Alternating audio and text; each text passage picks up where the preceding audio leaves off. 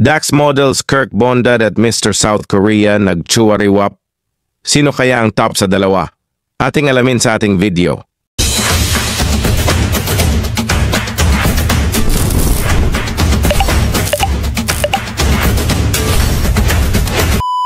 Mga ka-Starbuzzer, trending ngayon sa social media ang dalawang kandidato mula sa Mr. International 2025. Si Kirk Bondad ng Pilipinas at si Mr. South Korea.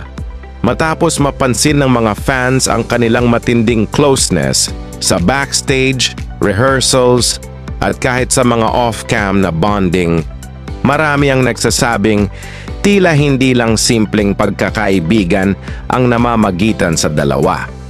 May mga clips na kumalat kung saan makikita si Kirk at si Mr. South Korea na laging magkatabi, nagbibiruan, at minsan ay tila sobrang comfortable sa isa't isa, na parang hindi lang basta magkakakompetensya at gusto nang magtsuwariwap. Dito na nagsimulang umingay ang tanong ng mga fans online. Bagay kaya sila sa isang BL series? At mas matindi pa, kung sakali, sino kaya ang top sa kanilang dalawa? Kung titignan, si Kirk Bondad ay kilala sa kanyang matikas na porma, taas na 6 feet 2 inches at matinding confidence.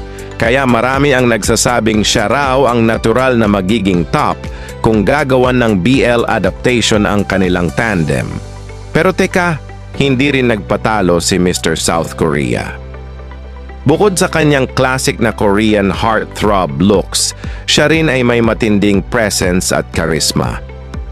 May mga fans naman na naniniwalang siya ang mas may dominant aura, lalo na kapag nakikita sa candid moments na siya raw ang nangunguna sa pag-guide kay Kirk sa stage blocking at rehearsals. Kaya ngayon hati ang netizens. Team Kirk bilang top dahil sa kanyang macho image at Pinoy confidence. Team Mr. South Korea bilang top dahil sa kanyang mysterious dominance at Asian heartthrob charm. Pero sa totoo lang, mga ka-Starbuzzer, sa chemistry nilang dalawa, hindi na mahalaga kung sino ang top or bottom. Ang mahalaga, may natural silang connection na ramdam ng fans at ito ang dahilan kung bakit trending sila at pinag-uusapan ngayon. Kung sakaling ang gagawan ng BL series ang kanilang tandem, siguradong papatok ito hindi lang sa Pilipinas, kundi maging sa international audience. Imagine ninyo, isang Pinoy hunk at isang Korean heartthrob sa iisang romantic series. Siguradong magiging bagong global BL phenomenon.